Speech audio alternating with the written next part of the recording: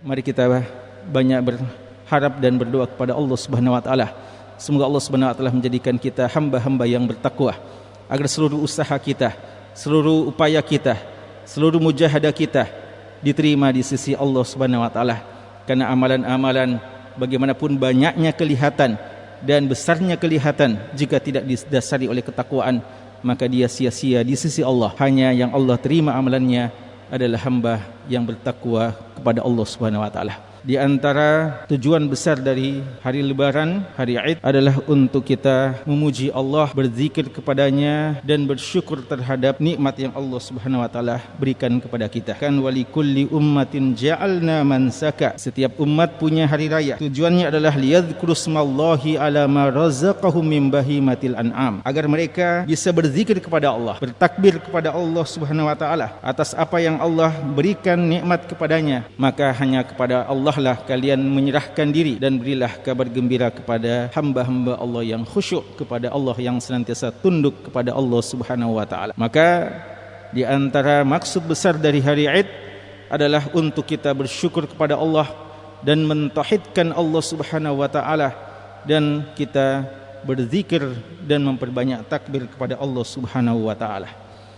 Hadirin sekalian, Allah Subhanahu wa taala telah menciptakan kepada kita binatang ternak untuk kita manfaatkan, untuk kita nikmati, dan untuk kita bersyukur kepada Allah dan berbuat kebaikan atas nikmat tersebut. Namun perlu untuk kita ingatkan bahwa hal yang sangat penting dalam setiap ibadah kita, tidak terkecuali pada Idul Kurban, bahkan utamanya pada Idul Kurban, adalah bagaimana menjaga keikhlasan kita kepada Allah Subhanahu wa taala. La yanalallaha luhumuha wala dima'uha walaki yanaluhu taqwa minkum. Kata Allah Subhanahu wa taala, tidak akan sampai darah-darah dari hewan ternak yang kalian kurbankan, tidak juga daging-dagingnya, tidak akan sampai kepada Allah. Namun yang akan sampai kepada Allah adalah ketakwaan kalian. Maka Allah mengatakan, kadzalika sakharaha lakum. Allah menundukkan untuk kalian hewan-hewan ternak tersebut, kalian memanfaatkannya dan menikmatinya sesuai dengan apa yang Allah fasilitaskan dan mudahkan untuk kalian. Lalu Allah mengatakan, wa kadzalika sakhara lakum litukabbirullaha ala ma hadakum, agar kalian senantiasa membesarkan Allah Subhanahu wa taala atas petunjuknya.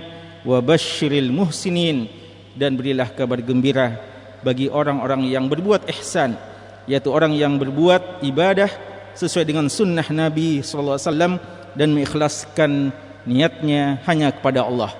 Inna a'tainakal kautsar fasholli li rabbika wanhar inna syani'aka huwal abtar.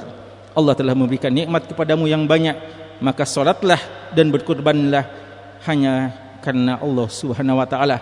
Musuh-musuhmu dialah yang terputus berkahnya dari Allah Subhanahu wa taala.